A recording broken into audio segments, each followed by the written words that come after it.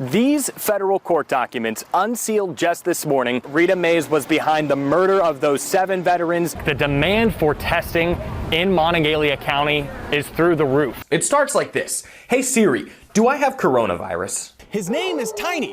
When he stands up, he's taller than me. And then just as we started to get our cameras rolling on the interstate, a Bridgeport police officer rolled into our parking lot and started to give us some information. I'll step out of the camera shot here to show you what's unfolding on the interstate. We have some breaking news that we want to bring you here first on Facebook Live. He escaped the hospital into the woods, and now police are on the lookout for him. Until recently, when we'd get weather like this, one neighborhood in particular here in Pleasant Valley turned into anything but pleasant. The folks at Fairmont State say aviation can become the next identity for the state. How is the federal government making sure that minors are safe from everything else that they face in their normal work life, but also from COVID-19? Now let's talk about the number of victims here. U.S. Attorney Bill Powell said they only had enough evidence to prove beyond a reasonable doubt that Rita Mays killed 7 and tried to kill another. Cynthia, good evening. Tonight's convention comes in the backdrop of another night of racial unrest in Wisconsin. An historic hurricane about to make landfall on the coast of Louisiana and Texas. And of course, we're still in the middle of a pandemic. Vice President Mike Pence is highlighting tonight's slate of speakers. Viruses can stick to surfaces for hours or even days. That's why extra precautions are being taken to really scrub down and clean surfaces. But the surface only stays clean until more peanut butter hands touch it again. Fast forward to today, and this is all the public has really seen in recent years of the Middletown Mall. Some construction equipment and a new sign as it undergoes a transformation into the new Middletown Commons. We were told a guy came in here earlier today and ate 32 pancakes. This is a stack of 14, symbolizing every year IHOP has completed this fundraising effort with the Children's Miracle Network. There's no way I could get through all 14 of these, but we'll try. A few pancakes in, and we have no idea how someone made it through the equivalent of more than 2 of these stacks. We're making a dent in this, but I think we might need to box these guys up and save them for later. To see it just go away, I mean, it's like, it hurts my heart so bad. I mean, regardless of service, this is the only civilian job I've known. 25 years I've been here of dedicated duty. For employees at Fairmont Regional Medical Center, the news is still sinking in. Soon, they won't have jobs, like Army veteran and nurse aide Terry McGlone. The job was supposed to be temporary when he started here in 1994. Nearly 26 years later, he was blindsided when he got a phone call from a friend. I was actually in radiology getting ready to have an MRI, and she called me on my phone and said, "We're closing," and I'm like sitting there like just amazed. I mean, we never seen it coming. It wasn't like, I mean, they go before a couple weeks back, and they said, okay, don't worry about it. This place isn't closing. Nobody knew about it. Nobody. Nursing assistants Shelley Postlewaite and Christina Menendez were also caught off guard. I woke up after working a 16-hour shift to a bunch of text messages from my family on Facebook. We had no heads up. None whatsoever. As soon as I came into work at 2:30, we were notified that they were closing. They stood on the edge of the hallway united as local officials, community leaders, and the governor arrived at the hospital for a closed-door meeting. The concerns they want them to hear aren't necessarily about their futures. Rather, the future of the people they care for every day. We're here for our patients. I mean, we can all find other jobs, but our patients and our community needs us. We know their names. They know our names. If they come here, they have to revisit us. It's like they're coming home to a family.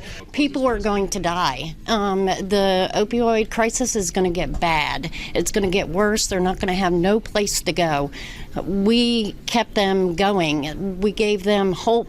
Among those patients they treat here is young Tyler Watkins. He came here for his appendix. For the stakeholders in that meeting room, he had one message. Well, what do you want them to hear? That this place is going to stay open.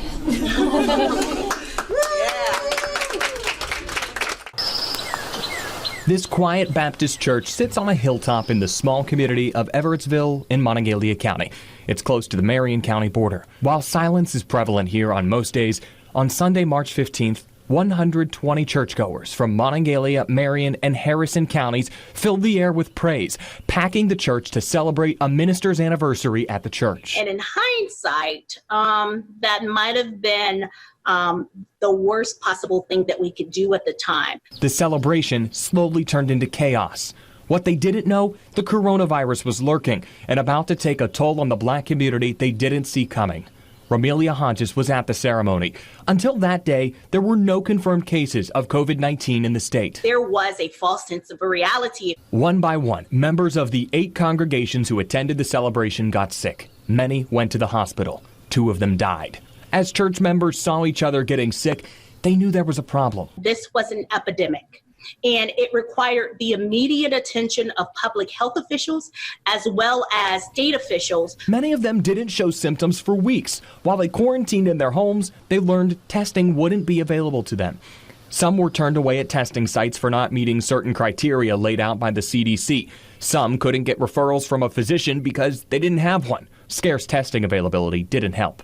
They turned to state lawmakers and the Marion County Health Department early in the outbreak, looking for help tracking down everyone who was at the church service.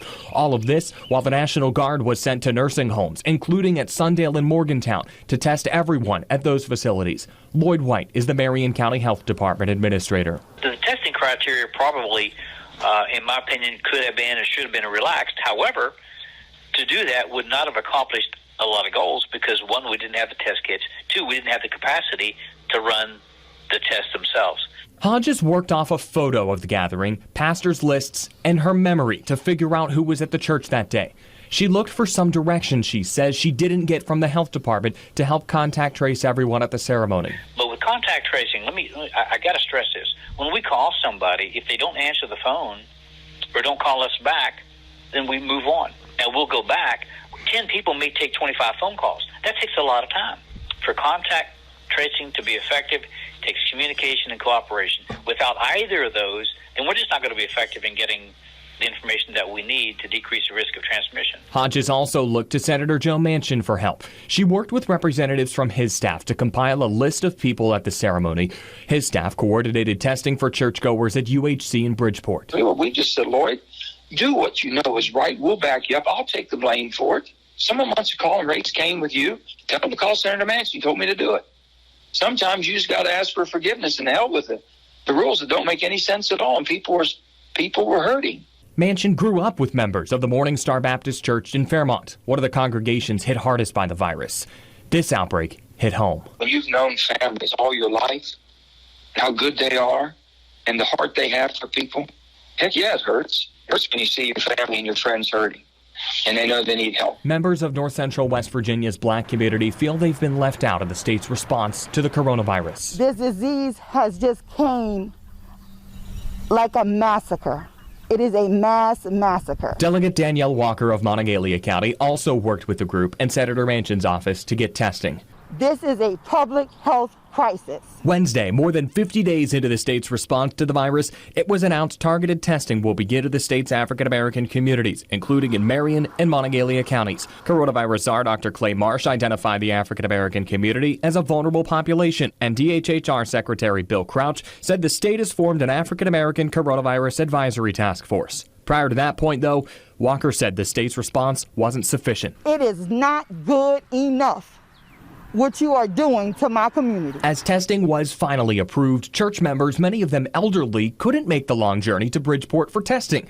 Their community hospital closed weeks before the pandemic hit West Virginia.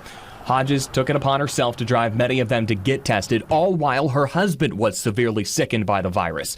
He and other members of her family have a rare immune disease. She also tested positive. We went through absolute chaos within our community.